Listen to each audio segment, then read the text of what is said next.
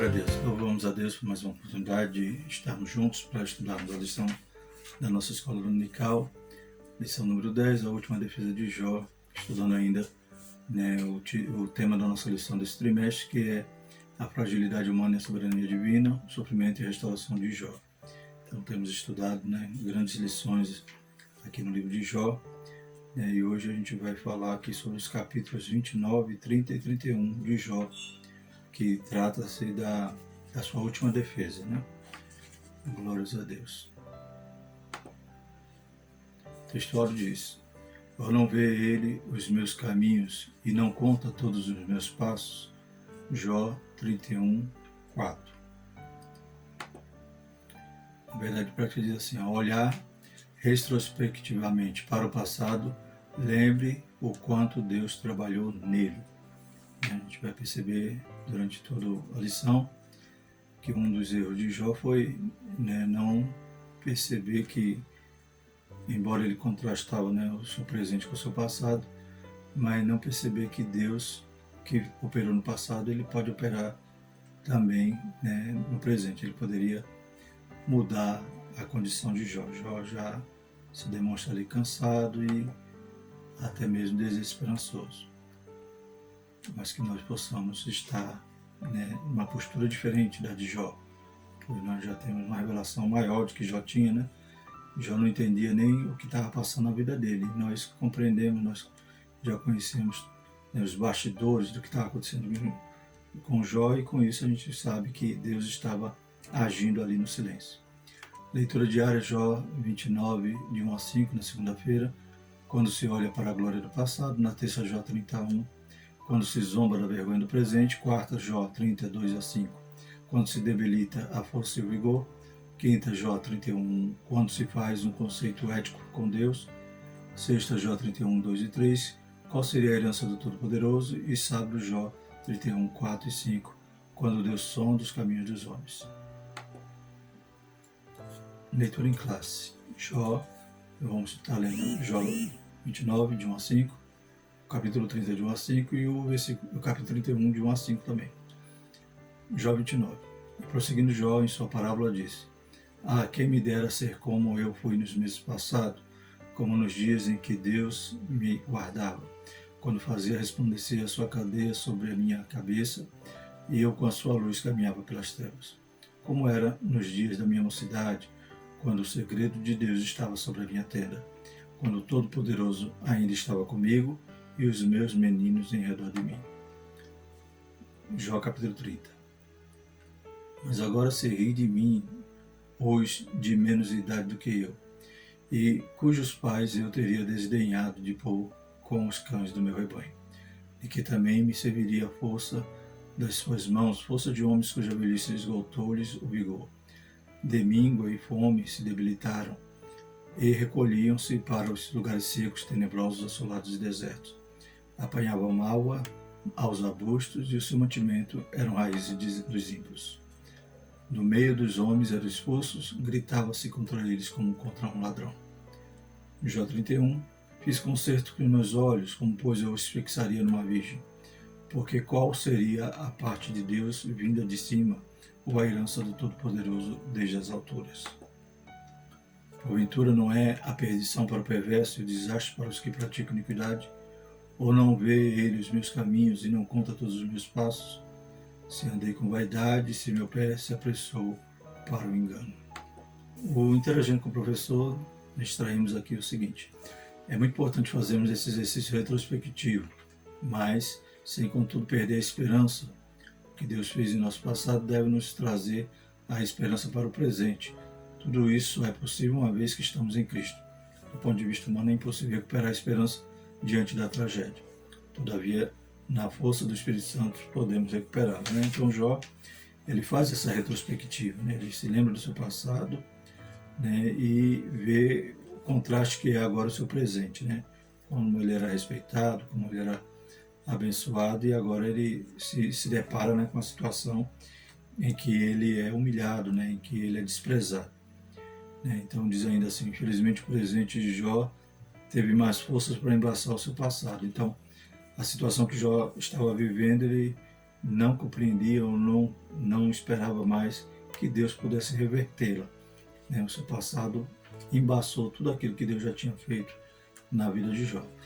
Como diz aqui, então, nós, né, humanamente não teríamos como ter esperança no meio de um problema, de uma tragédia, mas nós temos o nosso ajudador, né, nosso paracleto, o Espírito Santo. Através dele, ele nos dá força, né, para recuperar a esperança.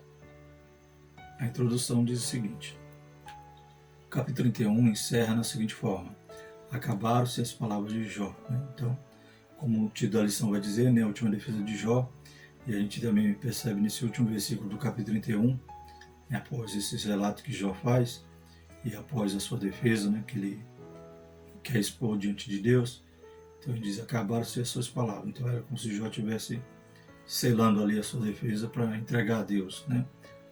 Veremos a lembrança de Jó acerca de sua prosperidade material e espiritual e das bênçãos que o Todo-Poderoso concedeu à sua casa. Mas, em oposição ao momento de escárnio e vergonha que ele passa no presente, não aceita que as coisas terminem assim. Portanto, deseja se apresentar diante de Deus para defender a sua casa. Então ele compreende que Deus, né, de alguma forma, deve estar por trás daquele sofrimento.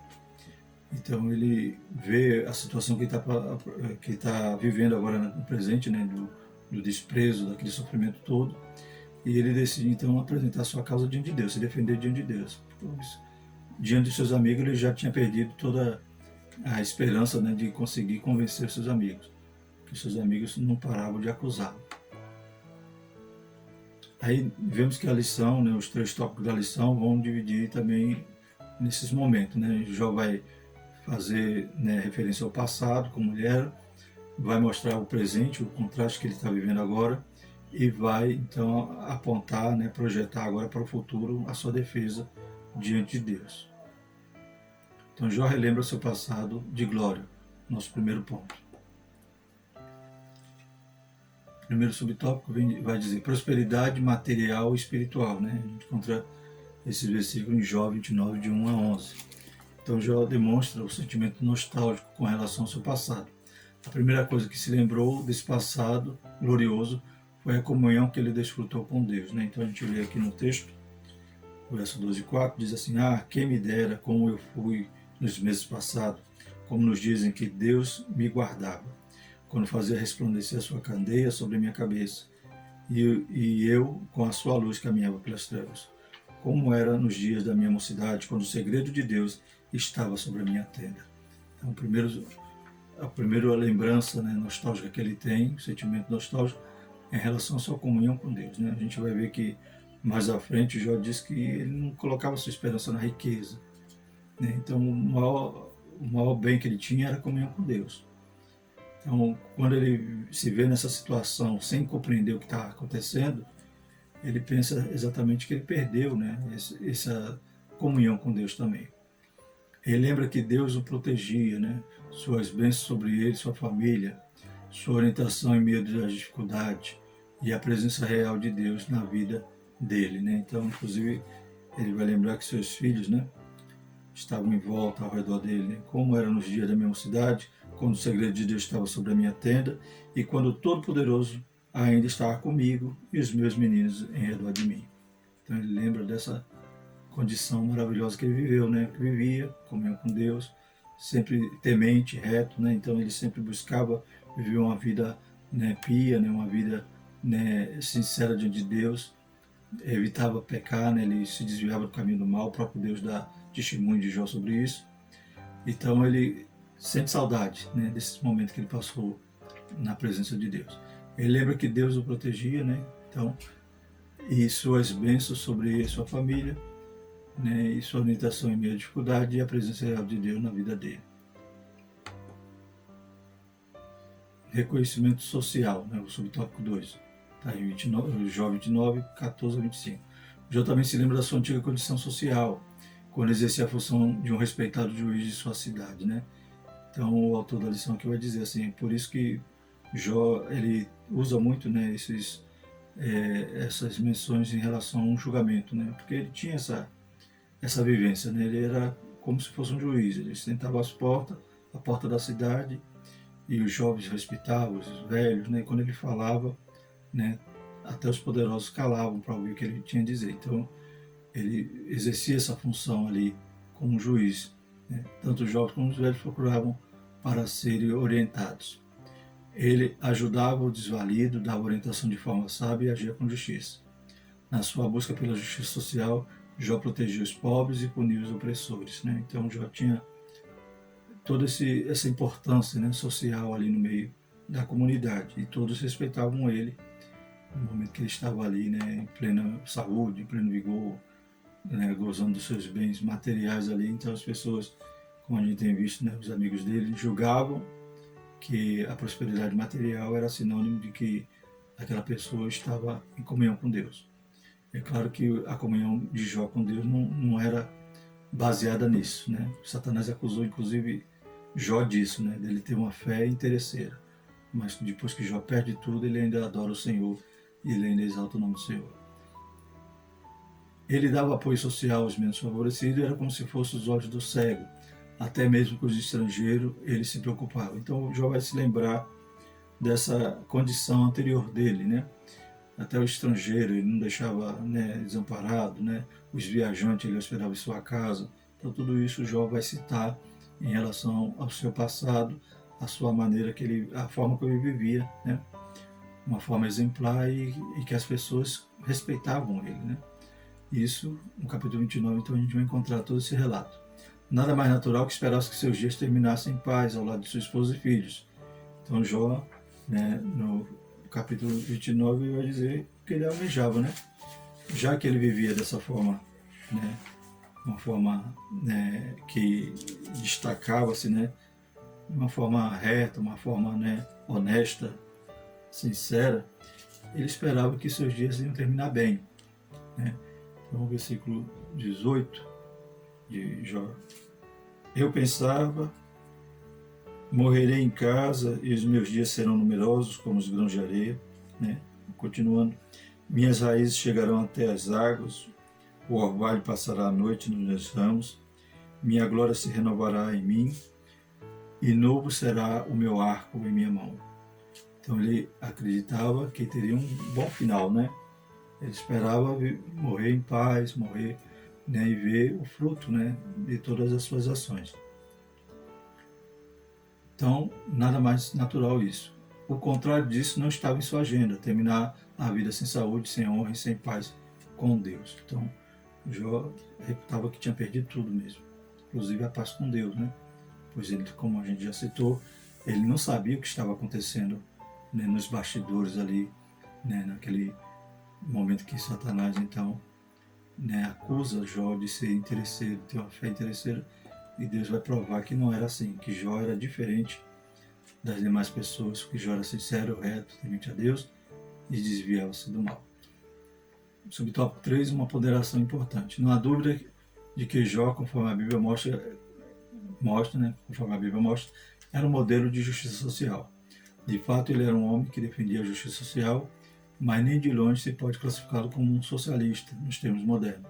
E seria forçar o texto e além do que está escrito sobrepor o pensamento político na Bíblia. Então não é isso, né? Jó, ele vivia através de valores, né? Ele refletia os valores que ele cria, que ele conhecia, que ele, né, ele direcionava as suas ações, né? Então não é questão aqui de socialismo, né? A Bíblia vai dizer que nunca vai faltar pobre na terra, né? E a Bíblia, para Moisés, né? Deus passa a lei para Moisés dizendo para cuidar dos órfãos da viúva, ou seja, são situações que sempre vai existir, né? Então não era essa situação ideal que os socialistas dizem, que buscam, né? Mas no final das contas a gente sabe que isso é tudo falácia, né? Porque mais rigoroso lá, modelo socialista, né, sempre vai ter uma elite, sempre vai ter os dominantes que vão viver em regalias e o povo, né, que vai dividir o resto que sobra. Então, esses modelos, né, materialistas de socialismo não é isso que a gente vê em Jó. Jó vivia de forma ética, com valores, né, temente a Deus, e fazia tudo aquilo ali, né, porque ele cria que ali agradava a Deus daquela maneira. Então não vamos torcer o texto, né, como alguns podem querer fazer. Segundo ponto, segundo tópico da nossa lição, Jó lamenta seu estado presente. Então Jó lembrou do passado, né? E agora ele vai constatar sua situação que estava vivendo. Desprezo por parte do jovem das classes menos favorecidas. Subtópico 1. Está no capítulo 30, do verso 1 a 23. Após lembrar com tristeza da sua antiga condição social próspera, Jó lamenta o ponto que havia chegado à sua miséria. Quando gozava da sua prosperidade, ele era respeitado, não apenas pelos mais velhos, mas também pelos mais jovens. Entretanto, Jó lembra que agora se ri de mim os de menos idade do que eu, e cujos pais eu teria desdenhado de pôr com os cães do meu rebanho. Então, Jó vai relatar agora a respeito de uma classe, né, de pessoas que viviam à margem da sociedade, né? Ele vai dizer, esses que eram tão baixos, né, que viviam, né, comendo malva, comendo zimbro, né, que viviam escorraçados da sociedade, né, que eram desprezados, que viviam, né, quando alguém via ele no meio da cidade, dizia, olha ele aqui, essa pessoa que não deveria estar aqui, ou seja, eram discriminados, né, como vai dizer o versículo, vai dizer que do meio dos homens era expulso, deitava-se contra ele como contra um ladrão, né? Então, essa classe de pessoas, né, essas pessoas que viviam ali nos dias de Jó, aí Jó vai dizer, esses que eram tão desprezados, esses agora me desprezam, né? Esses que nem, né, colocaria com a função, né, dos cães que guardavam o seu rebanho, ou seja, esses que eram tão desprezados, eram tão marginalizados na sociedade, Jó está dizendo que ele está menor do que todos eles, porque esses também zombavam dele, né? Queriam, né, bater nele, queriam expulsar ele, queriam, né, ele tinha até temor de que algum desses vinha lhe matar, né? Então, aqueles que já eram marginalizados, Jó se sentia abaixo, né, daquele nível. E aqui no texto, no subsídio bíblico teológico, né, tem um comentário aqui de Bacon, né, que diz assim, esse capítulo 30 constata com o capítulo 29, no lugar de que Jó desfrutava do respeito e honra dos anciões da cidade e das pessoas importantes. Ele é agora desprezado pelas pessoas mais vil da sociedade. Mas agora introduz a mudança de como era no passado e o que é no presente. O capítulo 29 terminou com Jó lembrando de como em épocas passadas ele era semelhante ao rei entre os homens. Agora, mesmo os homens mais jovens, cujos pais Jó não considerava aptos para ser os cães de seu rebanho, o menosprezavam. Aí vai trazer aqui um relato a respeito dessas pessoas que viviam, né, à margem da sociedade. Essa classe de homens era tão miserável que eram magos devido à fome. O único alimento que eles podiam obter era a produção escassa das áreas desertas. Eles eram forçados a comer as folhas das malvas, um arbusto raquítico que cresce nos brejos salgados da Palestina, e raízes de zimbro, semelhante a arbusto do deserto Giesta, em vez da árvore de zimbro. Esses infelizes eram expulsos da sociedade como se fossem ladrões, e eram, portanto, forçados a viver nas cavernas e entre rochas. Bramavam entre os arbustos, vivendo como um asno, comendo comida de asno silvestre. Assim, eles eram filhos de doidos, literalmente, filhos de desprezíveis, como filhos de gente sem nome. Eles eram os expulsos da terra são escorraçados. Mas agora, Jó é alvo do seu escárnio. Ele é como um provérbio para eles. A repugnância deles é tão grande que cospe no seu rosto. Porque Deus oprimiu Jó, eles são incontidos em sua hostilidade contra ele. Moços empurram para o lado e obstruem seu caminho, e dessa forma promove a sua miséria. A ação desses párias não é acidental. E ela vem contra Jó como uma grande brecha. Eles o apavoram com seus abusos persistentes, até que sua honra, dignidade evapora como uma nuvem. Então, Chapman, né? E por que ser? Comentário bíblico Bacon. Jó, a cantar de Salomão. Então, esse comentário vai trazer essas características dessas pessoas, né? Então, eram pessoas que estavam marginalizadas, estavam vivendo, né, à margem da sociedade. Ou seja, imaginem as classes sociais, né? Esses eram aqueles miseráveis. Então Jó agora estava abaixo daquela classe, porque esses que eram miseráveis agora, né, reputava Jó por pior ainda, por um cão, né, por alguém que se cuspia na cara. Então você vê o nível de desprezo que Jó vivia, né? Então ele relembrando, contrastando o respeito da sociedade e agora ele escarnecido pelos mais vis, né, como diz aqui no comentário.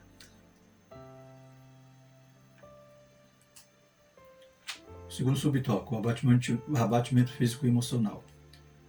O patriarca se sente um homem abandonado por Deus, por isso essa lembrança o lança numa profunda tristeza e produz em sua vida um grande sofrimento, que além de físico era também de natureza emocional. Né?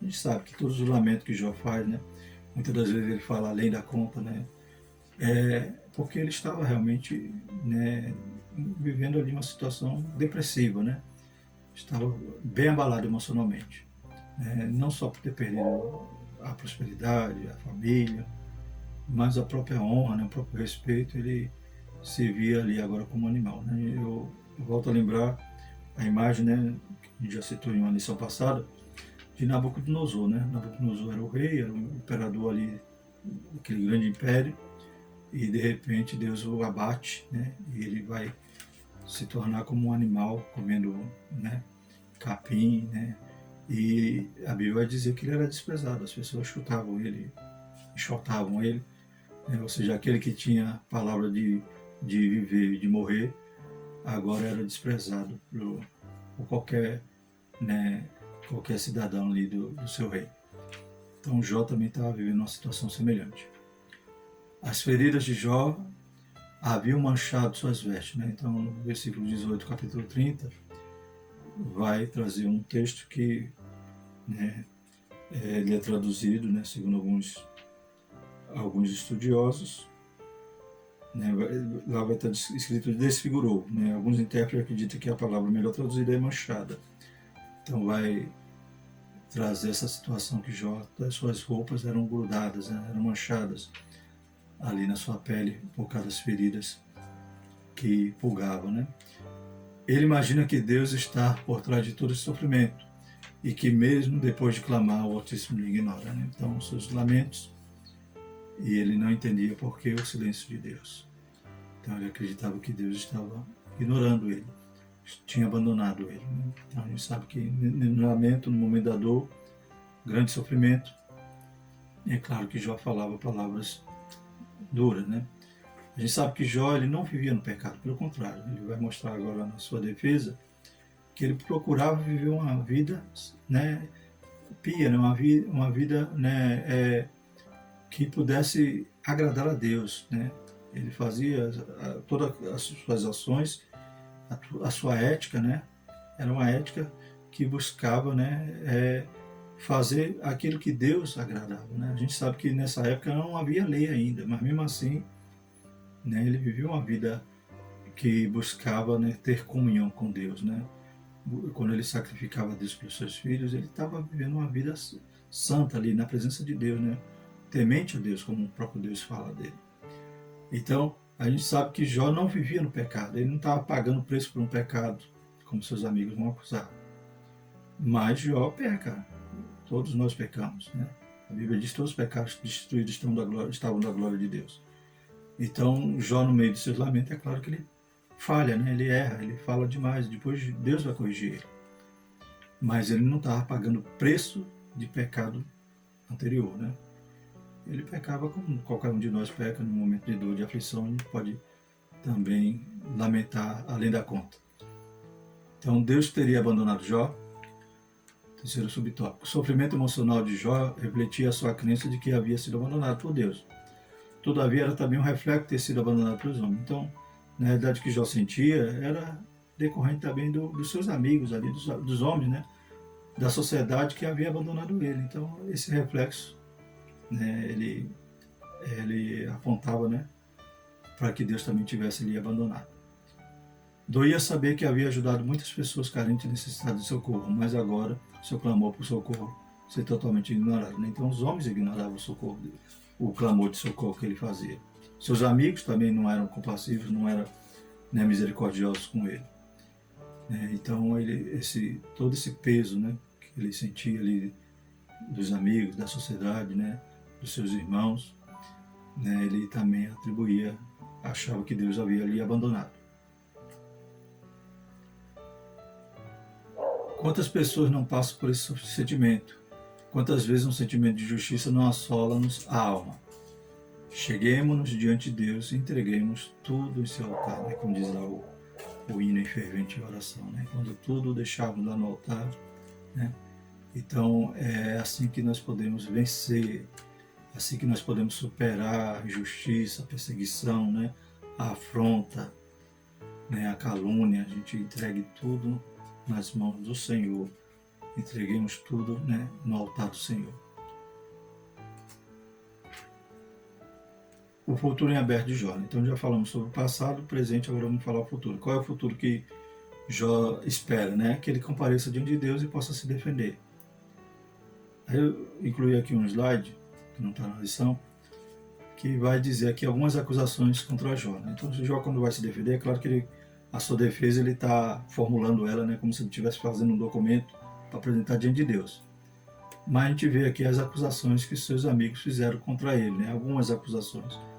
Né? Então tem a acusação de que colheu o que plantou, né? Então Jó estava colhendo o que plantou, porque por Deus ser transcendente não se importaria com as queixas de Jó. Então Jó estava se lamentando à toa, que Deus não estava nem ouvindo, segundo os amigos dele.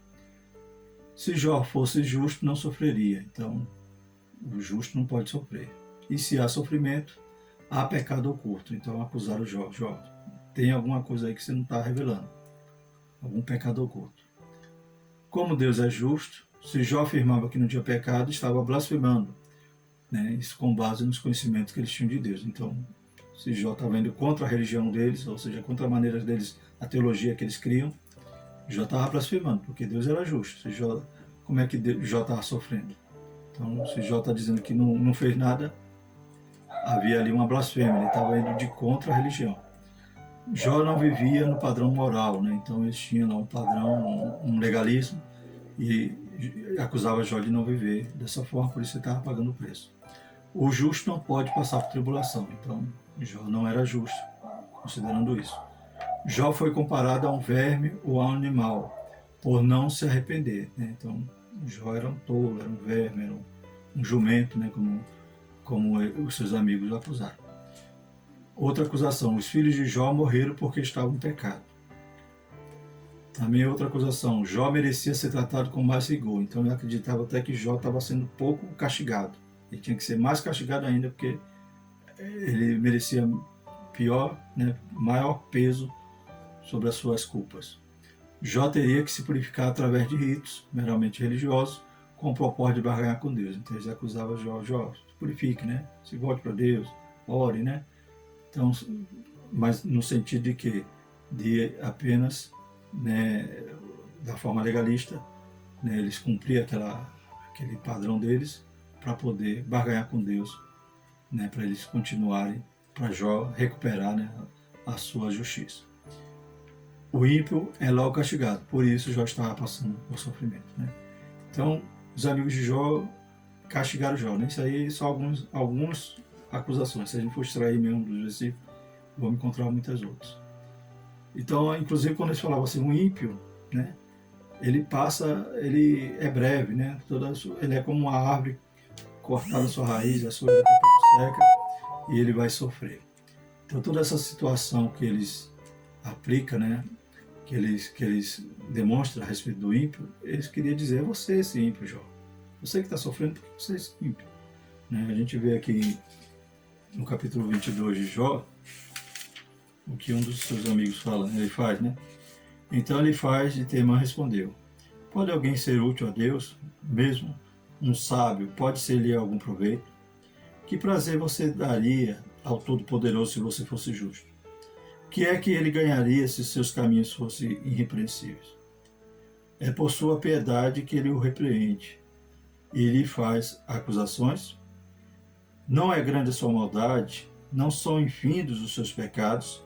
Sem motivo você exigia penhores dos seus irmãos, você despojava das roupas que quase nenhuma tinha, você não deu água ao sedento e reteve a comida ao faminto. Sendo você poderoso, dono de terras, e delas vivendo, e honrado diante de todos, você mandou embora de mãos vazias as viúvas e quebrou as forças dos órfãos. Então a gente vê que a acusação são muitas, né? Várias acusações que se faziam contra Jó, e agora acusando Jó desses pecados. Então Jó vai fazer essa defesa, só que não é mais para os amigos. Ele quer apresentar essa defesa diante de Deus. Então, subtópico 1, Jó em defesa da sua ética sexual. Então, a gente não vê os amigos acusando diretamente Jó de algum pecado sexual, mas a gente vê que eles acusam Jó de ter pecado oculto. E nessa defesa, Jó também está dizendo que ele não tem nada oculto, né? Ou seja, aquele pecado do coração, aquele pecado que, né, não foi, né, exteriorizado, né? Então, nos versículos de 1 a 4, do capítulo 31, ele mostra, por exemplo, que jamais permitiu o desvio de seu comportamento sexual, fazendo uma aliança com os próprios olhos, para evitar a luxúria e impureza quando olhasse para uma donzela. Então, mesmo desejo, né, mesmo, né, alguma impureza, né, o pensamento, já está dizendo, nem isso eu tive. Eu fiz um acordo com meus olhos, né, eu fiz uma aliança com meus olhos, um concerto, né. Segundo esse Novo Testamento, somos estimulados também a fazer um concerto com os olhos, né, está lá em Mateus 5, 27 a 30, né? Então, nós também temos essa, né, lá no Sermão da Montanha, né, Jesus vai instruir-nos, né, que também temos que ter essa preocupação de não nascer nada lá dentro, né? Porque para os fariseus, né, para o judeu daquela época, achava que está escrito, não adulterará. Então, ele nunca adulterei, então nunca pequei. Aí Jesus vai além, né? O Sermão da Montanha, Jesus exatamente pega a lei e demonstra a lei, né, de forma como eles deveriam entendê-la. Ouviste que foi dito aos antigos, não cometerás adultério. Eu, porém, vos digo que qualquer que atentar numa mulher para cobiçar, já em seu coração cometeu adultério com ela. Está vendo? Jó não tinha esse pecado oculto de no seu coração cometer adultério. Portanto, se o teu olho direito te escandalizar, arranca-o e tira-o para longe de ti. Pois te é melhor que se perca um dos seus membros do que seja todo o teu corpo lançado no inferno. E se a tua mão direita te escandalizar, corta e atira para longe de ti, porque é melhor que um dos teus membros se perca do que seja todo o teu corpo lançado no inferno. Né? Claro que aqui não é literal, né? Mas era a ponto de você, né, sentir isso, né? Não quero olhar, não quero, né, adulterar no meu coração, né? Não quero desejar roubar, né?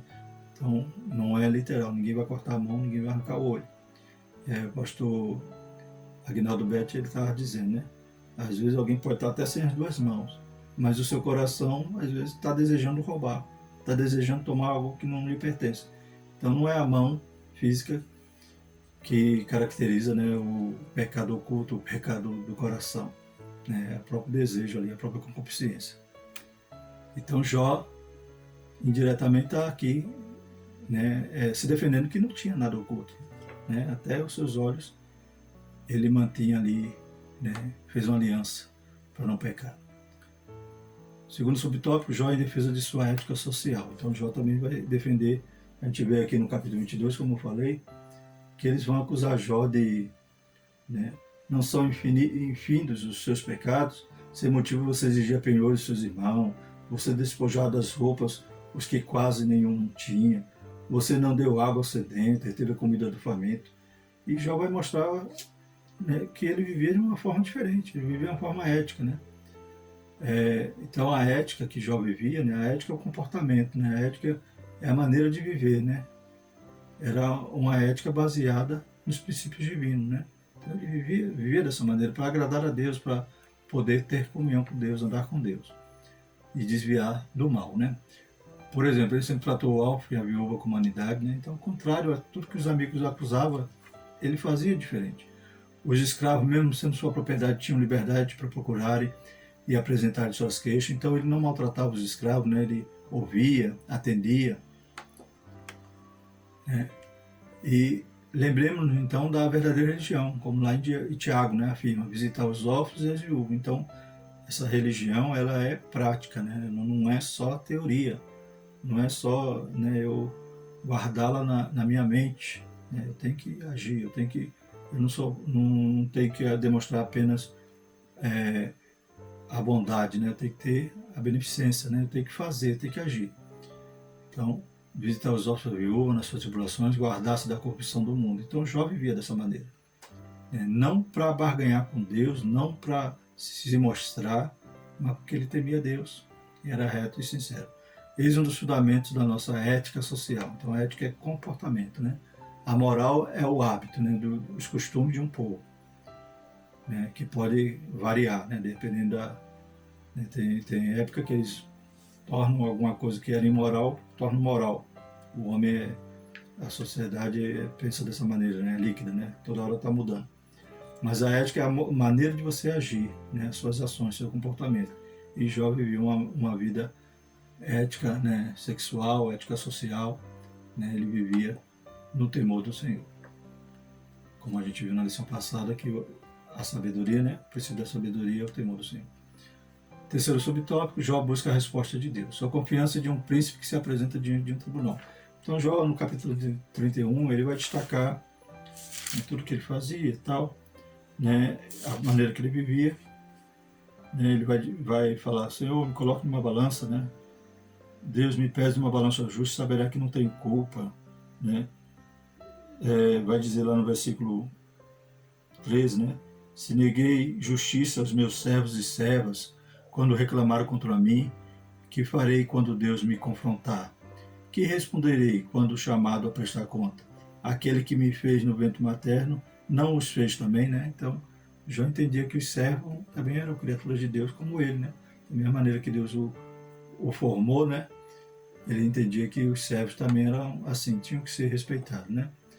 Então ele vai falar também no versículo 5 do capítulo 31, né, na linguagem de hoje, juro que não tenho sido falso, né? No versículo 15, pois o mesmo Deus que criou também os meus empregados. Versículo 24, jamais confiei no ouro, ele nunca foi a base da minha segurança, né, na linguagem de hoje. Então, esses versículos demonstram Jó ali, apresentando, né, a sua inocência, a sua defesa. Mas como nós, né, podemos nos apresentar diante de Deus e justificar os nossos atos? Pela graça divina, por meio de Jesus Cristo, o Filho de Deus, ele mesmo nos justifica, né?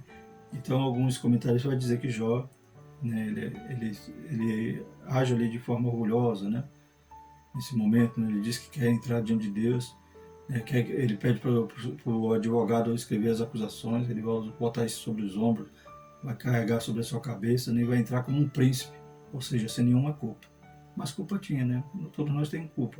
E é claro que Jó não estava pagando, né, passando aquele sofrimento por causa de algum pecado.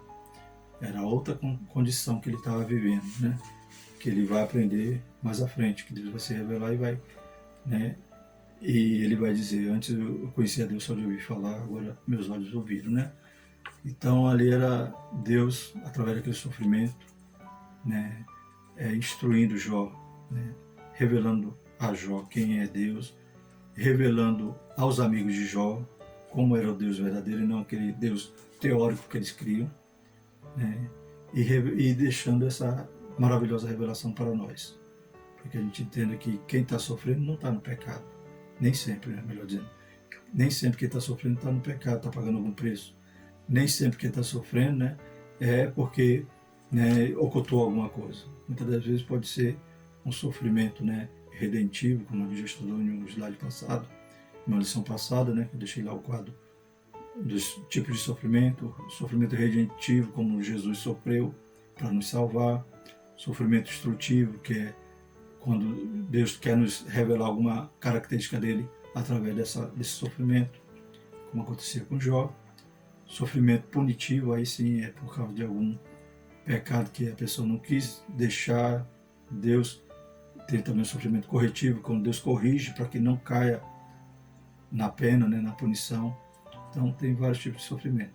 Então, graças ao livro de Jó, graças ao momento que Jó passa, Deus nos revela essas verdades. Glórias a Deus. Então Jó quer se apresentar diante de Deus. A princípio ele é um pouco, né, tem um pouco de orgulho, né, dizendo, não fiz nada, né, sou inocente, me coloco numa balança justa, né. Mas algumas coisas que ele fala no momento ali do seu lamento através da dor, né? Ele não estava apresentando essa defesa no momento de refrigério, né? Ele estava continuando do mesmo jeito, sendo desprezado, cuspido, né? Com todas as suas feridas, do alto da cabeça até, né? Até os pés. Então, no momento daquela dor que ele quer apresentar agora a defesa diante de Deus, né? Mas depois Deus vai falar com ele e vai, né, corrigi-lo no que ele se excedeu. Amém? Mas ele realmente não tinha esses pecados que seus amigos o acusavam, né? E por isso que a Bíblia vai falar também que os amigos calaram, né? Na próxima lição a gente vai falar sobre o outro amigo, Eliú, né? A gente vai ver se ele estava certo, estava errado. Na próxima lição, cenas para os próximos capítulos, né? Então, conclusão. Nessa lição vimos que Jó se lembrou de seu passado abençoado, de como agiu com integridade e humanidade com o próximo, né? Como agiu com integridade e humanidade com o próximo. Nunca havia agido de forma injusta com ninguém, nem tampouco cometido pecados que desonrassem moralmente. Sua integridade estava intacta. Assim, ele acredita que chegou o grande momento de se representar diante de Deus e receber dele o veredito de que é um homem injustiçado e inocente, né? Então, realmente, ele não tinha aquelas culpas, né? Só que ele não entendia ainda o que estava passando, porque ele achava até que Deus tinha abandonado ele, né? Mas ele vai conhecer, né? Ele vai ter um encontro pessoal com Deus ali, Deus vai revelar a ele os mistérios, né, que ele não compreendia. Próxima lição, vamos estudar a teologia de Eliú, né? O sofrimento e a correção divina. O sofrimento é uma correção divina. Então, essa indagação, né? Então, falar sobre esse quarto amigo, né? Eliú. Então, na 12, vamos ver quando Deus se revela ao homem, e na 13, quando Deus restaura. Glórias a Deus, né? São lições maravilhosas que a gente não pode ficar nenhuma sem estudar, né? Graças a Deus. Vamos agradecer ao Senhor, orando nesse momento por esse privilégio, mais uma vez, de estar junto com os irmãos, né? Que os irmãos possam, se não assistir às outras lições, tem uns vídeos aí nesse canal, né? Os irmãos possam assistir, pois são ensinos, né, muito ricos para a nossa vida espiritual. A gente desfaz muita coisa errada que a gente andava fazendo, no sentido de, né, viver uma vida, às vezes querendo barganhar com Deus, né, às vezes querendo cobrar de Deus, às vezes achando que nós somos, né, merecedores de alguma coisa. Então a gente aprende muito nessa lição de Jó. Vamos agradecer ao Senhor. Maravilhoso Deus, obrigado, Pai, por esse momento. Que o Senhor continue abençoando teus filhos, Pai, livrando de todo mal, livrando dessa enfermidade, Pai. Vem dando paz, Senhor Jesus, aos lares dos seus filhos. Pai, guarda cada um debaixo do teu sangue. Santo Deus, que o Senhor possa nos dar mais uma oportunidade de aprender de Ti na próxima semana, para a glória do seu santo nome, Pai. Vai visitando cada classe, cada igreja, Senhor Jesus, que a lição de domingo, Pai, a escola bíblica dominical no domingo, Pai, seja uma bênção em todos os lugares. Em nome de Jesus, nós te agradecemos, te pedimos tudo isso. Em nome de Jesus. Amém. A graça do nosso Senhor Jesus Cristo e o amor de Deus e a consolação do Espírito Santo permaneça sobre todos nós. E todos dizem amém.